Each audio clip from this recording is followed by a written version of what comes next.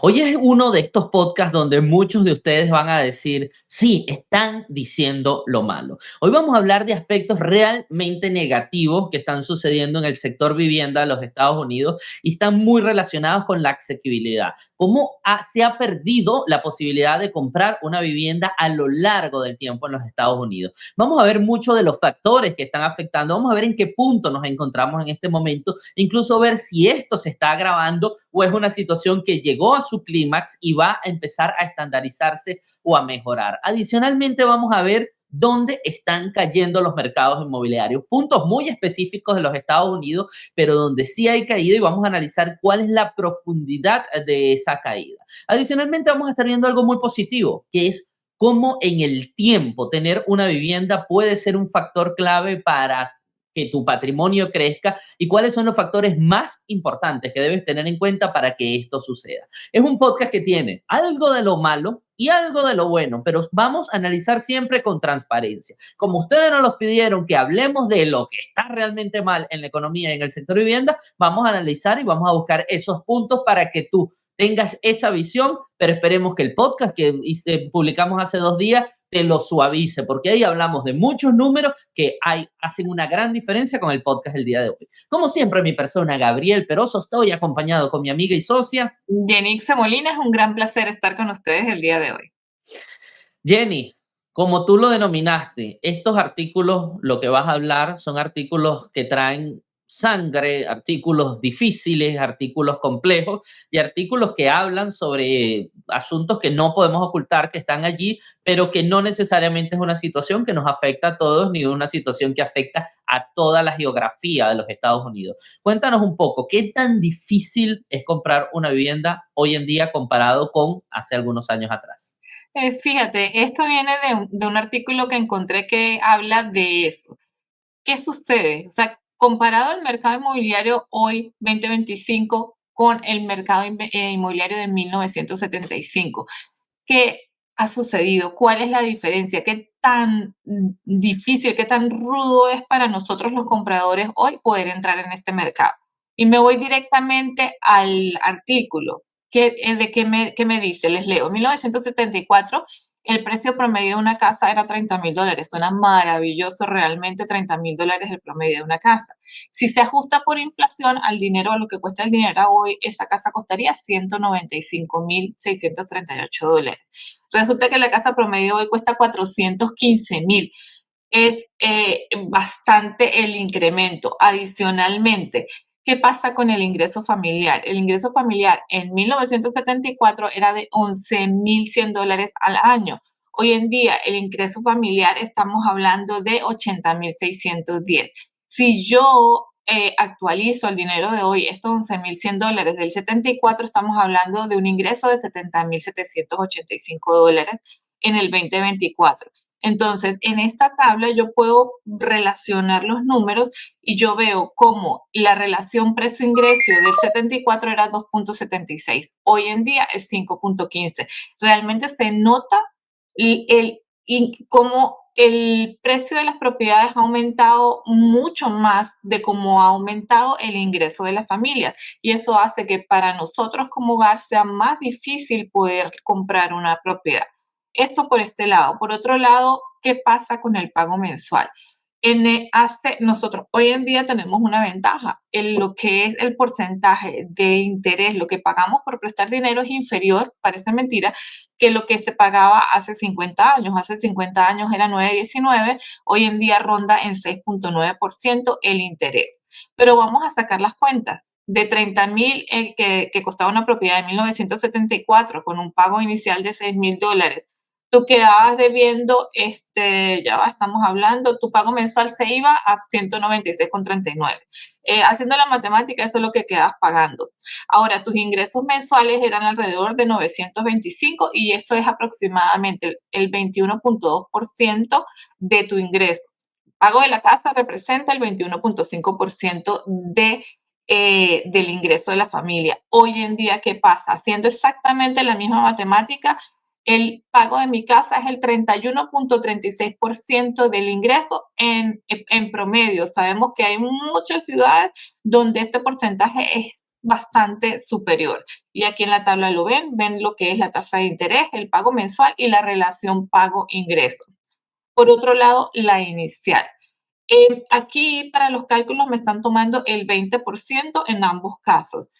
¿Qué me cuesta a mí ahorrar ese dinero? Fíjate, $6,000 que yo daba en 1974 representaban el 54% del ingreso anual. Hoy en día el 20% de una propiedad de 400,000 son 80,000 y me representan el 99% de un ingreso anual de una familia. Es decir, que tendría que tener yo cero gastos, cero paro de estudiantes, no gastar nada y retener mi ingreso mensual para poder reunir lo que es la inicial de la compra de una propiedad, algo bastante difícil. Por eso es realmente hoy en día mucho, mucho más difícil comprar una propiedad que hace 50 años. Ventajas que tenemos, bueno, el interés, como lo dije, está más bajo. Adicionalmente, existen programas como FHA, como VA, donde tú puedes entrar con menos inicial y eso te ayuda a que quizás la primera parte, que es comprar la unidad y ahorrar ese dinero, sea más sencilla. Sin embargo, si tú utilizas esos programas, tu pago mensual va a incrementar, entonces una cosa va de la mano de la otra y tú tienes que decir qué es lo más conveniente para ti. En definitiva, comprar una propiedad tiene conflictos o preparación, se pudiese decir. Es más difícil hoy en día, total y absolutamente sí, pero tiene sus beneficios y eso es lo que nos va a mostrar Gabriel ahorita. Sí, hay algo importante, Jenny, y de cierta manera se ha ido complicando en el paso del tiempo, y es la regulación a la construcción. El Empire State, el edificio más importante de New York por muchísimos años, fue construido en 1930 y pasó 13 meses y medio, 14 meses, la construcción de 102 pisos. Estamos hablando de 102 pisos de una estructura metálica desde que empezó a construirse hasta que abrió sus puertas. Se construía un edificio en un año. Hoy en día podemos ver que entre el momento en que una construcción empieza desde la adquisición del terreno hasta el punto donde la construcción termina, pueden pasar 4 o 5 años. Adicionalmente, la misma casa lleva tanta complejidad desde el punto de vista de diseño, de construcción, de seguridad, de zonificación, de permisos, de cantidad de pasos que hacen que sea mucho más largo en el tiempo y eso se traduce en precio. Anteriormente, una fundación de piso, paredes, techo y la casa estaba lista. Hoy en día eso es imposible. Hoy en día hay una cantidad de licencias y de puntos que hay que cumplir que hace que efectivamente todo se traduzca en dinero. Y ahí pueden ver esa subida desde los $200,000 aproximadamente desde el ajuste por inflación de la vivienda de 1975 a los 415,000 del precio promedio. Hay una complejidad muy grande y hay muchas personas ganando dinero en el proceso. ¿Qué favorece? Sí, no podemos decir que 100% se ha hecho por dañar el proceso, porque también tenemos mucha más seguridad para los incendios, mucha más seguridad contra los desastres naturales, tenemos mucho más orden desde el punto de vista de la urbanización, etcétera, etcétera, y además más amenity. Tenemos aires acondicionados, tenemos muchos más equipos electrónicos, etcétera. Pero sin embargo, yo creo que eso es uno de los factores que también ha dañado mucho la construcción, la cantidad de regulaciones que se han impuesto con el adicional que lo hablábamos fuera de cámara, Ginny, de lo que tiene que ver con la posibilidad de adquirir un crédito hipotecario. Hace muchos años atrás era mucho más sencillo, se confiaba mucho más en las declaraciones, en lo que había. Hoy en día tú misma lo sabes, lo difícil que es llegar a un cierre. Hay tantos puntos y tantos procesos y tantos papeles y tantas firmas y tantas dobles revisiones. Es que necesito el banco, pero a la vez del banco necesito que me digas por qué entró este cash y además necesito que me digas. O sea, llega un momento que es como un juego o un reto para llegar allí. O sea, es una carrera de obstáculos. Y esto también ha hecho que sea mucho más complicado. Pero ¿qué pasa? Para aquellos que logran superar todas esos obstáculos que existen en el camino, aquí hay un estudio que hizo la gente de Resi Club que viene a ver cómo el valor de ser propietario de una vivienda desde 1995 hasta hoy ha sido una ventaja. Vamos a ponerlo más grande. Y aquí vamos a verlo muy corto porque realmente está bastante extenso, pero dice, los precios, punto uno, los precios de la vivienda en los Estados Unidos aumentaron 300% de marzo de 1995 a marzo del 2025. O sea, esa es la plusvalía que ha ganado en promedio los Estados Unidos. Si vemos zonas como Florida, ganó un 400%, Texas un 300%, California 401%, Washington State 386%. Podemos ver zonas como New York 354, básicamente todos los Estados Unidos ha ganado muchísimo valor. Adicionalmente, eso de ganar valor tiene 3 puntos fundamentales. El apalancamiento. ¿Qué pasa? Estos 300% es si tú pusiste el cash para comprar tu vivienda en el año 95, cómo subió el valor de tu propiedad hasta 2025. ¿Qué pasa si efectivamente tú te apalancaste? Este valor sube muchísimo más porque tú lo que pusiste fue el dinero al enganche. Pudiste haber entrado con un 5%, con un 10%, con un 20%, y todo el resto del dinero lo pone el banco, y aunque pagas intereses, gana mucho más lo que tiene que ver con plusvalía en el tiempo respecto, perdón, al pago de los intereses. Luego tenemos el costo de oportunidad. ¿Qué hubiese pasado si ese mismo dinero lo pones, por ejemplo, en la bolsa de valores? No hubieses tenido el mismo retorno en el tiempo porque efectivamente hubieses tenido que poner todo el dinero y dejarlo dentro de la bolsa de valores de New York. Aquí estamos hablando de que ese 300% se va al valor total de la inversión y nadie te presta dinero a ti para invertir en la bolsa de New York. Y la utilidad, tienes un techo, viviste, lo disfrutaste, generaste experiencia, tus hijos crecieron, pasaste todo lo que pasaste dentro de la vivienda y eso es una utilidad que vale muchísimo para lo que es el valor de la vivienda. Cobertura contra la inflación. ¿Por qué es importante haber comprado una vivienda y cómo te protegiste contra la inflación? En este gráfico, que ahora pongamos lo más pequeño para poderlo ver en toda su extensión, nos indica que si el valor cero era 1995, cómo creció porcentualmente varios aspectos. El ingreso total del personal income de las personas creció un 312%. Ese es lo que ha crecido el ingreso de las personas desde el 1995. ¿Qué pasa con el precio de la vivienda? Como dijimos, 300%. Las rentas, ¿cómo crecieron? 176%. ¿Cómo creció el ingreso de las personas que ganan por semana o por hora? Creció un 152%, que hay una diferencia importante y esto es una de las cosas que ha golpeado mucho la asequibilidad, que aunque el income general de la persona ha aumentado, muchas personas de los estratos más bajos, de los que ya ganan por hora, no ha aumentado o no se ha actualizado de la misma manera. Entonces, esto es lo que hace que un gran conjunto de personas, que nosotros lo hemos analizado en podcasts anteriores, no pueda comprar una vivienda, que es un nicho de personas clase media o media baja. ¿Cómo ha crecido la inflación? 111%. Aquí pueden ver, tu casa creció 300 en promedio, 111 fue la inflación. Si seguimos analizando el artículo, tenemos que tuviste la oportunidad de refinanciar también. Esta parte, volvamos a ponerlo pequeño, esta parte es cómo variaron las tasas de interés en el tiempo. Tú compraste en 1995, la tasa promedio era aproximadamente 8.5. Miren ustedes, nada más ha estado más alto a principio del 2000. Del resto, todos los momentos los intereses han estado mucho más bajos, incluso llegando al 2014 por allí a alrededor del 3.5 y luego en la pandemia tuvimos tasas de interés que estuvieron por debajo del 3%. Todo esto han sido zonas de oportunidades para refinanciar, lo que hubiese bajado tu pago mensual en el tiempo y te hubiese generado muchísimo más retorno la inversión de tener una vivienda. Adicionalmente, tenemos qué pasó, cómo fue la resiliencia ante la crisis del 2008, porque muchas personas dicen, sí, pero las viviendas perdieron mucho valor en el 2008. Efectivamente, subieron en el 95. Aquí están todas las líneas de los Estados Unidos. Luego vemos cómo caen con la crisis del 2010. Vemos todo lo que está aquí en la parte de abajo de la caída. Pero, ¿cómo fue la recuperación? Aquí pueden ver, California se recuperó un 401%, Florida 398%, Estados Unidos 300%, el que menos se recuperó, West Virginia, con 160% revalorización. ¿Crees que es un buen negocio haber comprado una vivienda en el año 95? Yo no lo dudo. ¿Crees que es un buen negocio comprar una vivienda en el 2010? Yo no lo dudo. ¿Crees que fue un buen negocio comprarlo durante la crisis? Yo no lo dudo. ¿Crees que es un buen negocio comprarlo en el 2025? Tampoco lo dudo. Tenemos nuestro podcast que salió el domingo pasado donde analizamos cómo una inversión puede hacerse en escalera del 2010 hasta el 2025 y cómo vas ganando dinero, cómo con un enganche del 5% puedes hacer una escalera de la compra del real estate.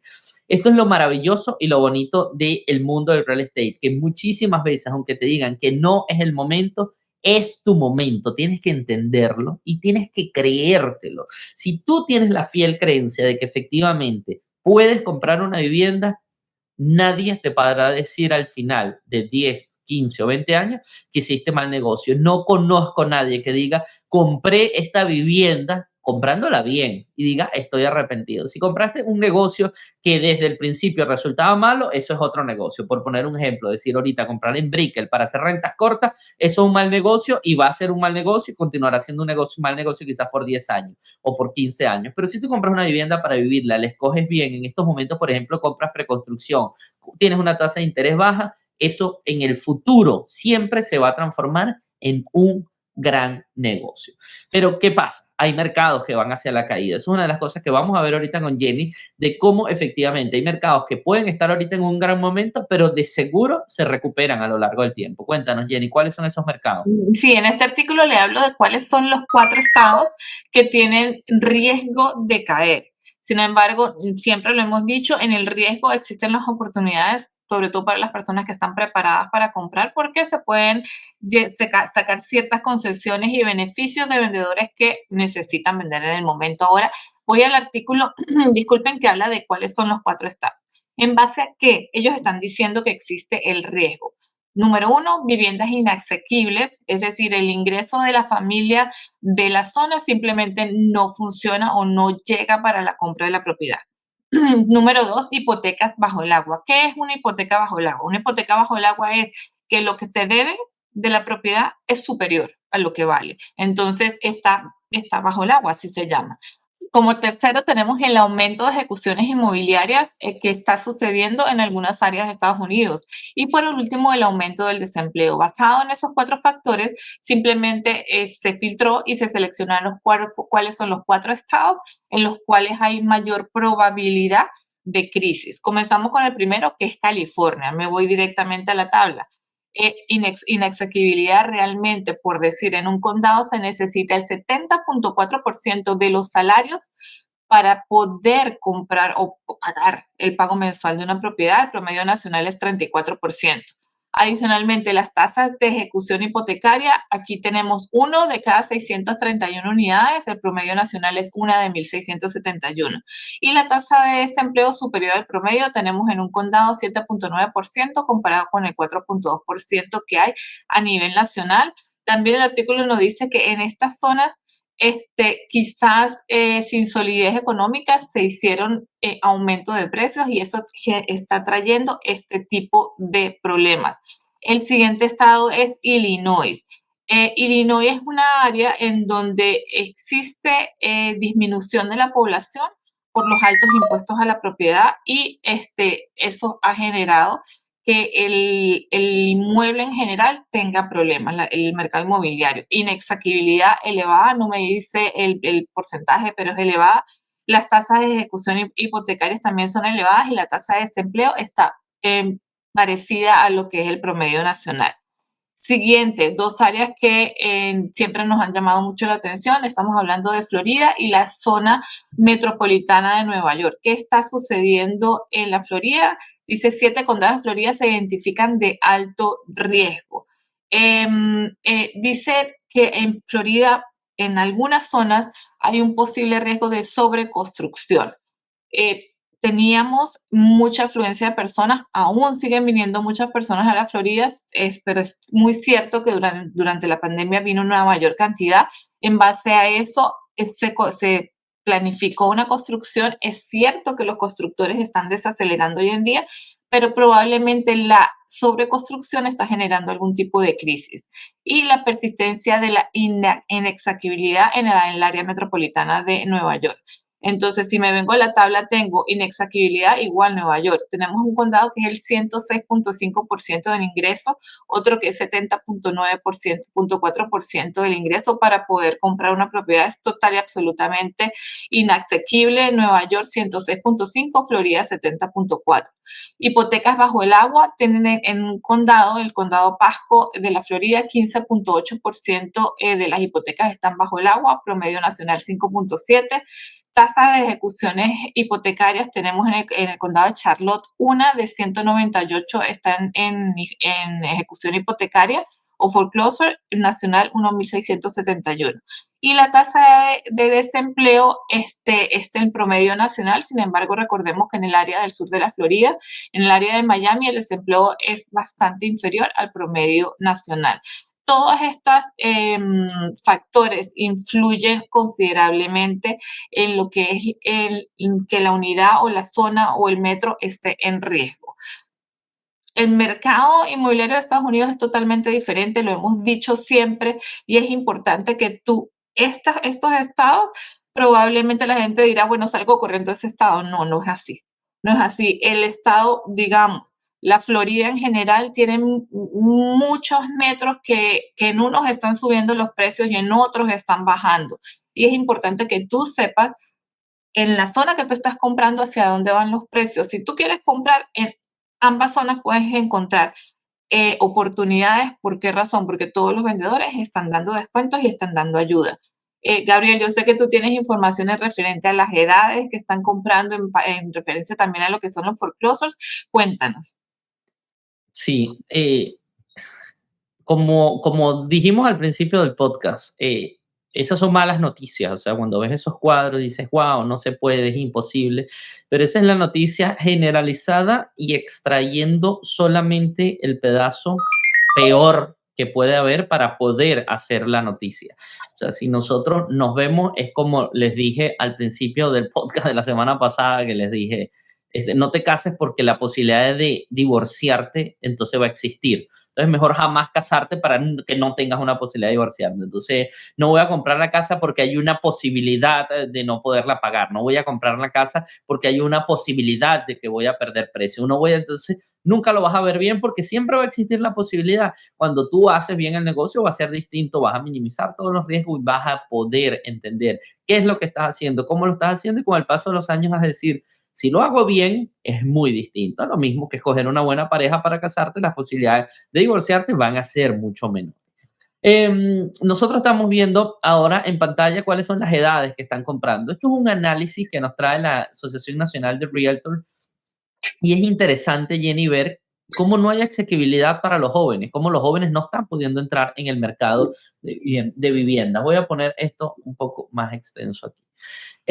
Tenemos que las personas de 35 a 44 años, quien debería ser el grupo de cierta manera que más entra a comprar, que más se mueve. ¿Por qué? Porque tiene dos puntos importantes. O puede ser el que está comprando su primera vivienda o es el que ya se casó, ya compró una primera vivienda y está entrando en una segunda vivienda. O sea, es el que abarca esos dos factores de primer comprador y adicionalmente comprador ya recurrente porque viene en una etapa de crecimiento. Y resulta que no es así. Estamos viendo que los más compradores son los baby boomers, los younger baby boomers, porque tienen de 60 a 69 años y son los que más están comprando con un promedio de edad de 65 años. O sea, adicionalmente están comprando en el rango de los 65 años.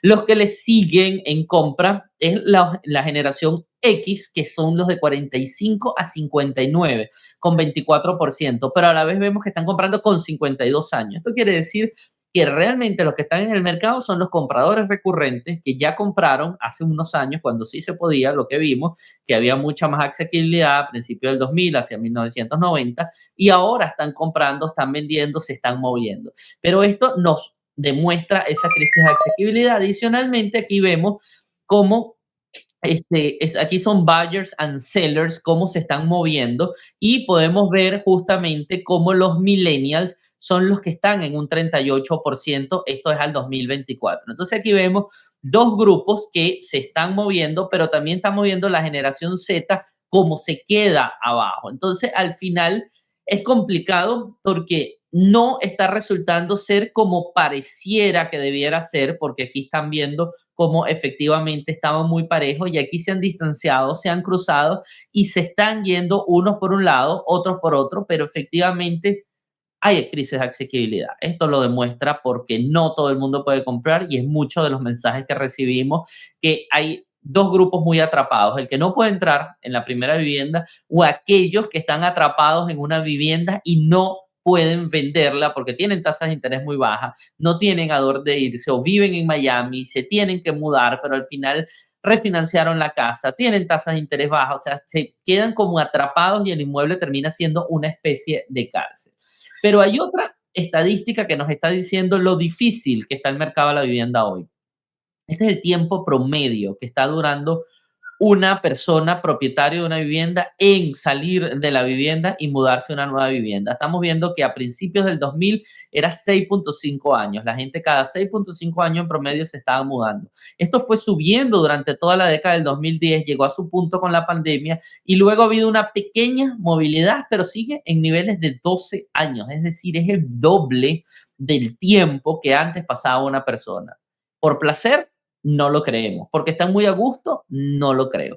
Creo que este número se está dando porque no hay posibilidad de vender la casa, obtener una tasa de interés que sea atractiva. Adicionalmente, es difícil mudarse hoy en día, los costos de la mudanza son muy altos. Las familias están viviendo todas bajo el mismo techo, entonces es más complicado si tú como padre tienes un hijo viviendo contigo y adicionalmente tienes que vivir con un padre o con tu suegro, al final poderte mudar es mover 2 o 3 familias dentro del mismo techo. Entonces dice, vamos a quedarnos aquí, quizás uno de ellos se mueve, pero sigue siendo el mismo propietario de la vivienda y esta movilidad no se da. Son temas que son bien complejos porque ya no son temas que tienen que ver con la economía, hay muchos temas de ellos que ya tienen que ver con la crisis social que puede estar viviendo la familia hoy en día y que no sabemos cómo va a terminar. Pero efectivamente en ciudades de la Florida como Miami está pasando mucho. La gente está atrapada dentro de sus propias viviendas. Hasta aquí creo que es lo que tenemos el día de hoy, Jenny. No, yo tenía un punto más aquí. Le quería hablar de las ejecuciones hipotecarias.